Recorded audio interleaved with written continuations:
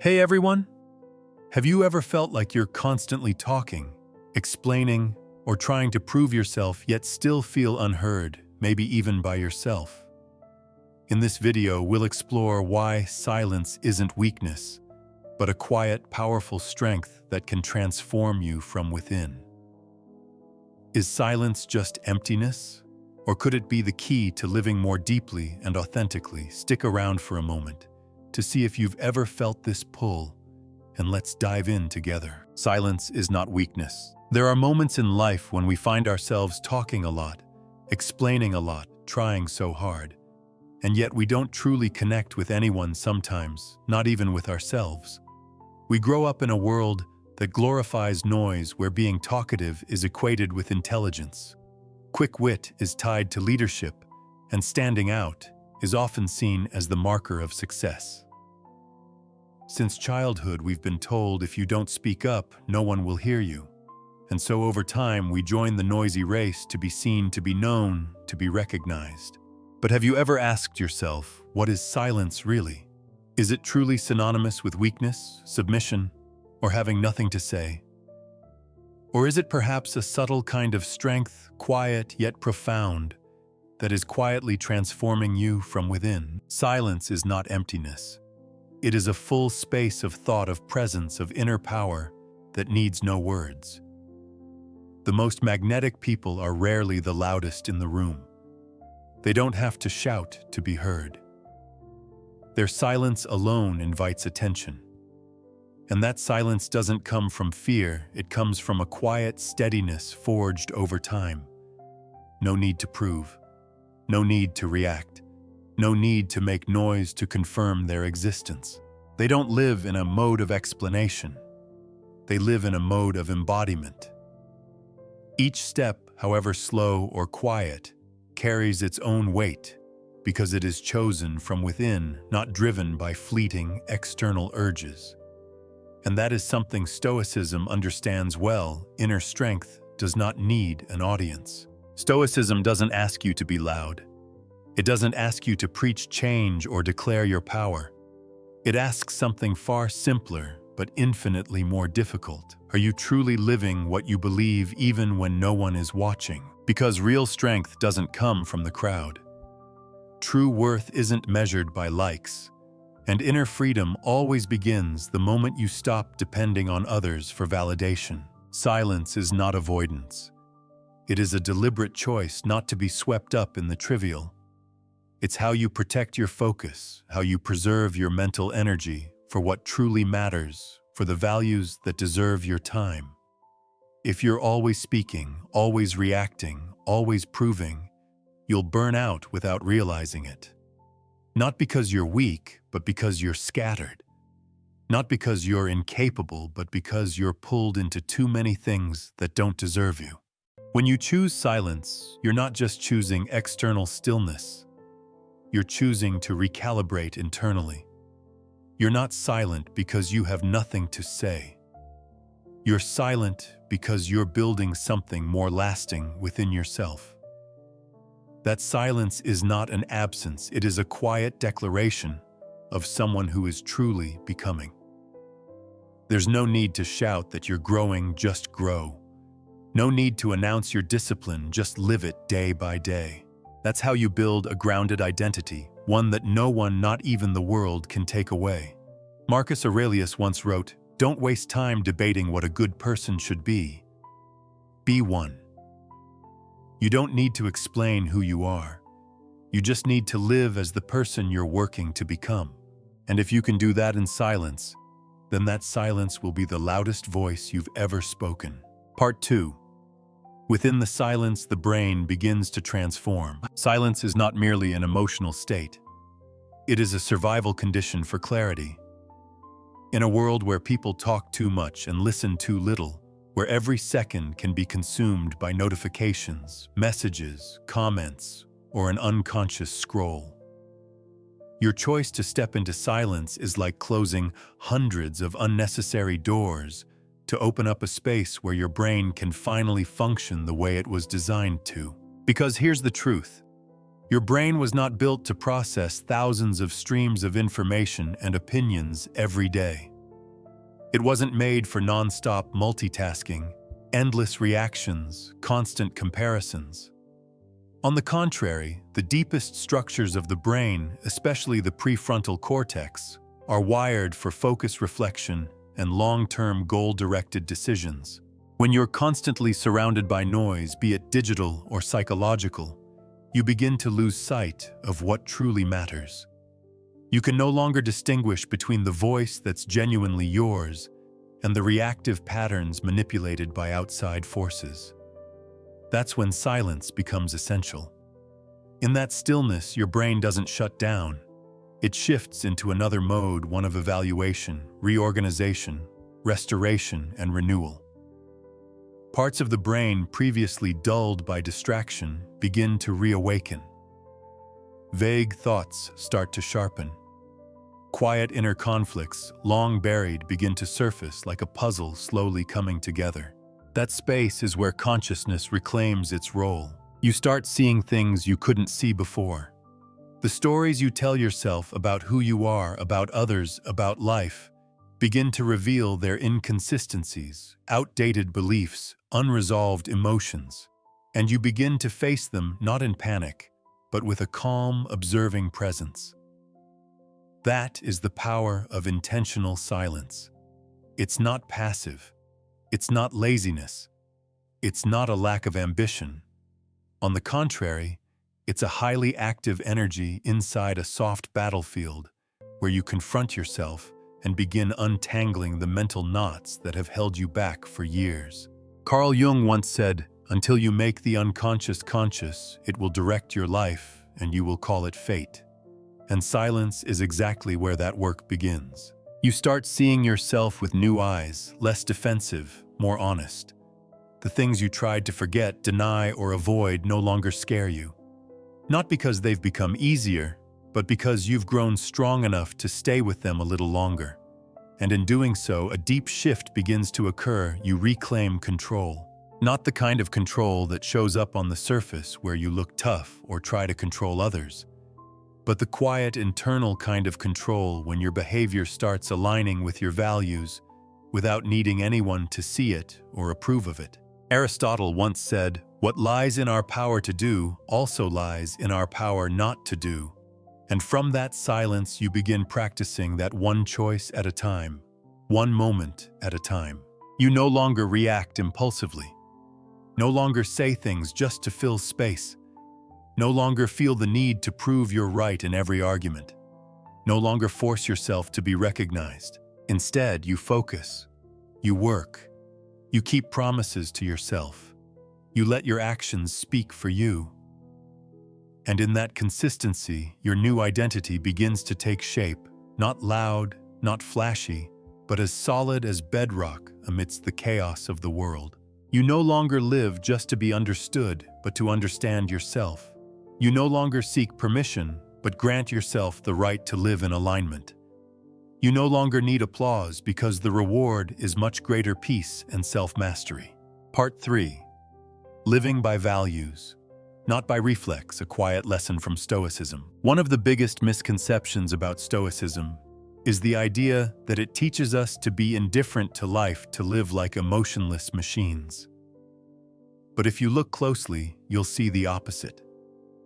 Stoicism isn't about avoiding emotion. It's about practicing how to live with emotion in a deliberate and discerning way. Because the moment we allow our inner life to drift in response to external stimuli, constantly reacting, constantly swept up by praise, criticism, applause, or judgment, we're no longer living by choice. We're living by reflex. And Stoics do not live by reflex.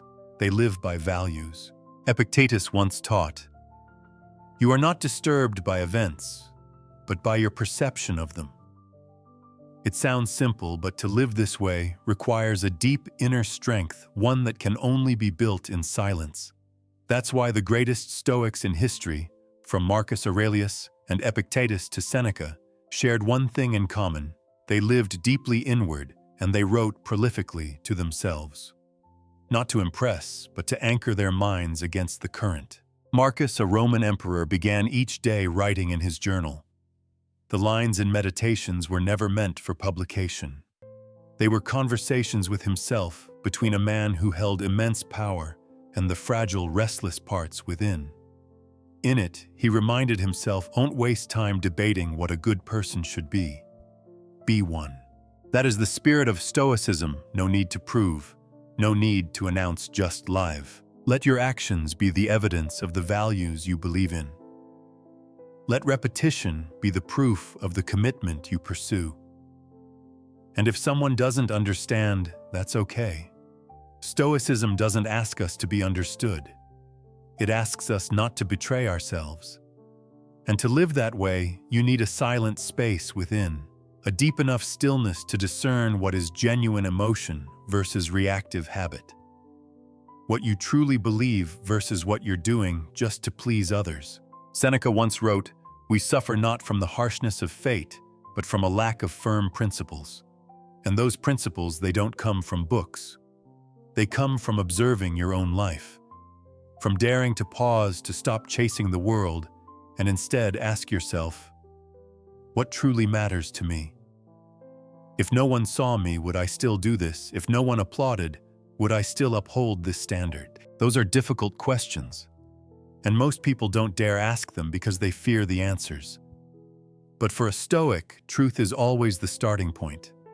No matter how uncomfortable, no matter how unflattering, they choose to face it, because they know avoidance doesn't erase it. It only creates more chaos. In Discourses, Epictetus wrote, "If you want to improve, be ready to be laughed at. Not everyone will be happy when you change. Sometimes the people closest to you will be the first to doubt or ridicule, not because they're cruel, but because you're disrupting the image of you they once knew. And in that moment, you must choose. Do you want to be understood, or do you want to be free? Do you want to keep peace on the outside or keep integrity on the inside?" The Stoic chooses the latter, not out of pride, but because they understand true freedom doesn't come from being understood by others. It comes from no longer needing to be. And when you live in alignment with the values you've chosen day by day quietly, something strange happens. You no longer need external motivation. The clarity inside you becomes its own reward. The discipline you practice no longer feels like effort. It becomes part of your identity. You don't need to pretend to be good, you actually become that person. That's when motivation becomes character. And you no longer need anyone to validate it. Because you know as clear as light in the darkest night that you are living right. Part 4. When dopamine stops being a temptation and becomes a tool. If the Stoic philosophers were alive today, they would likely be deeply intrigued by one word, dopamine. Not because it's seductive, but because it's dangerous. Dopamine isn't an addictive chemical as many people think. It's the neurotransmitter of anticipation, of movement, of motivation. It doesn't reward you when you achieve a goal. It rewards you when your brain senses you're getting closer to it.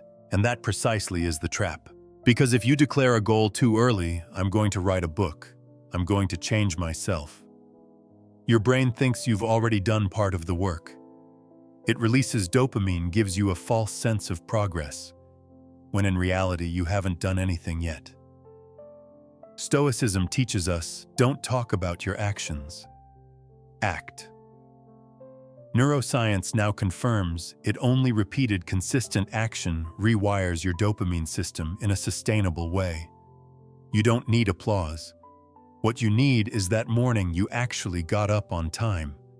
That tiny decision to read instead of scroll.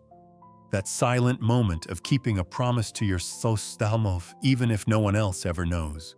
Each time you do that, you're not just acting, you're reprogramming. Your brain learns progress doesn't come from declarations.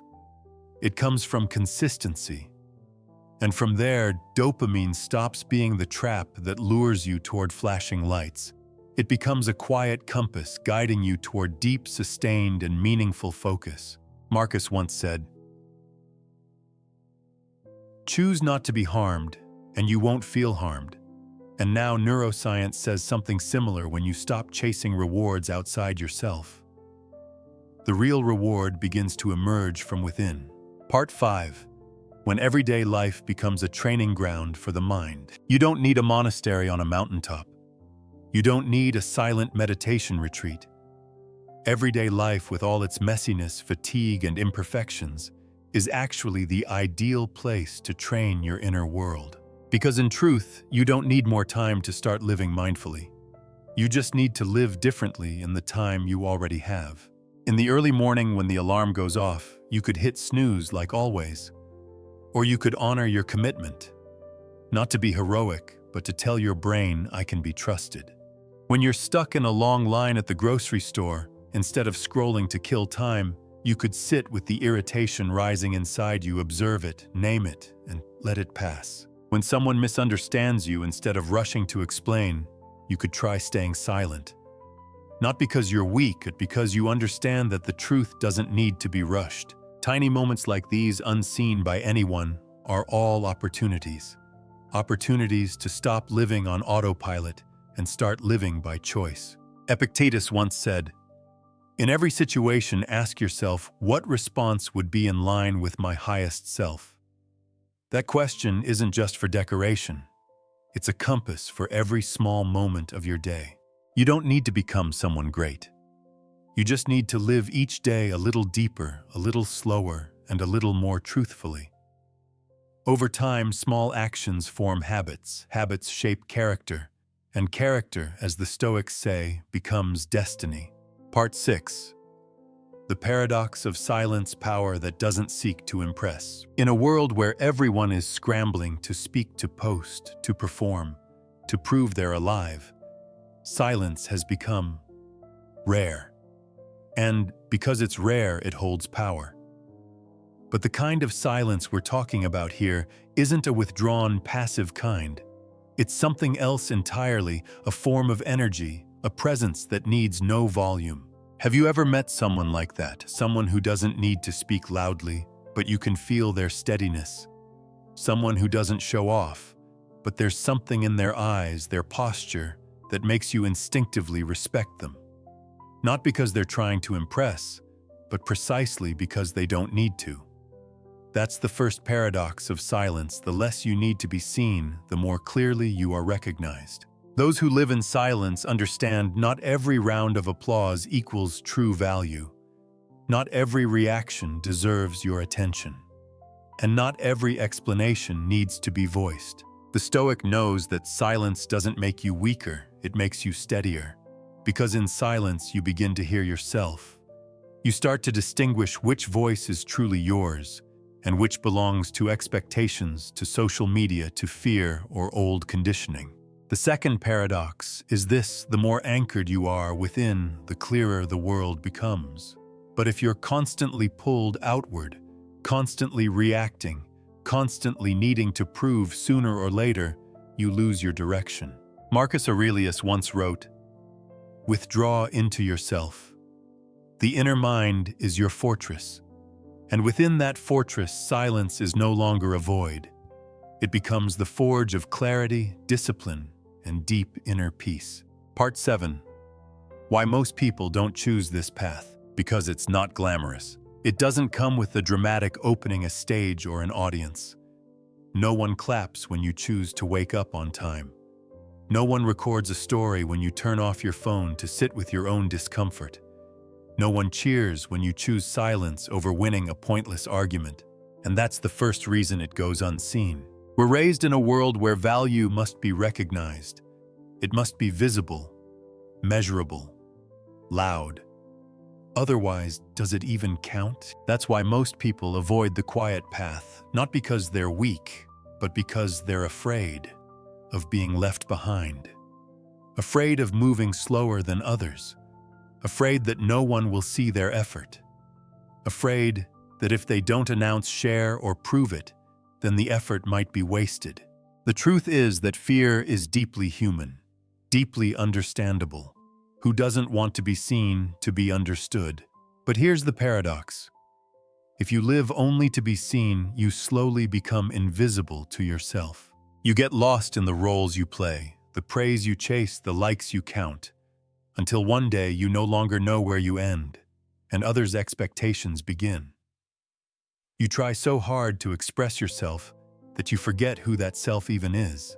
And so the quiet path, with all its ordinariness and slowness, turns out to be the strongest one. It asks not just that you act, but that you act when no one's watching. Not just that you grow, but that you grow without applause. Not just that you change, but that you change even when those around you aren't ready. Not everyone will choose this path. But if you do, you'll stop living to please the world. You'll start living to become yourself fully and unapologetically. Part 8. Practicing silence in everyday life. Silence isn't a state you accidentally fall into. It's a skill, and like any skill, it needs practice little by little, starting from the smallest moments in your daily life. Begin tomorrow morning. Before you check your phone, before you say a single word to the world, take a few minutes to sit in stillness. You don't need to meditate.